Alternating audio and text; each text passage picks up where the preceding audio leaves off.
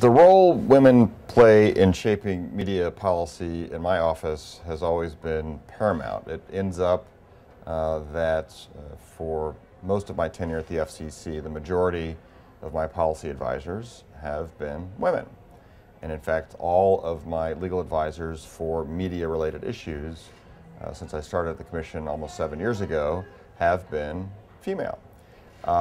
This wasn't necessarily by design. I hired the best qualified people, and they've all been women.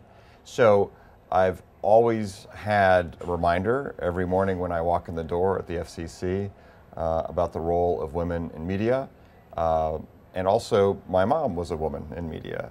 She was a pioneer journalist, a newspaper reporter, coming out of journalism school in the 1940s, so about a generation ahead of time when a lot of today's prominent journalists, such as Barbara Walters or others, might have been coming forward.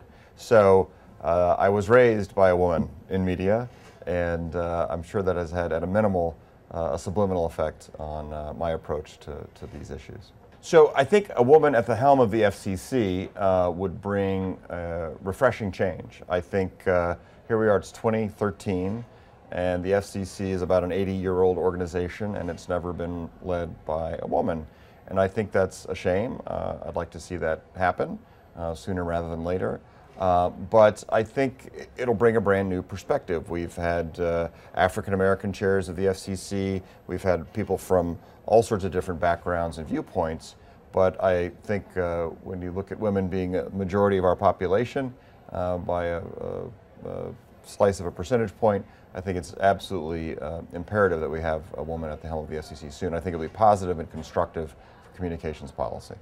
Well, I think this is an extremely exciting time for anyone looking to leverage media to affect public policy or affect anything else in society.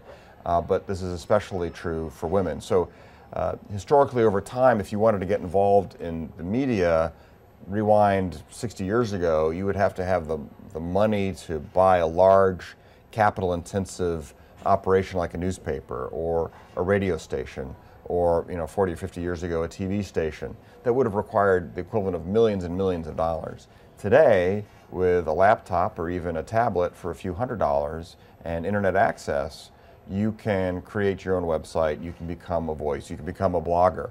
And so the barriers to entry for women and people who have historically been disadvantaged in accessing the media marketplace, we've had this tremendous new explosion of opportunities. So the barriers to entry are much lower than they were just even 10 or 15 years ago.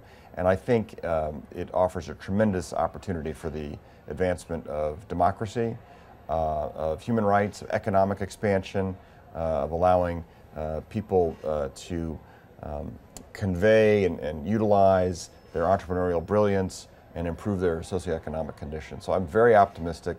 I'm very excited about the future, and I think it's a terrific time to be involved in media.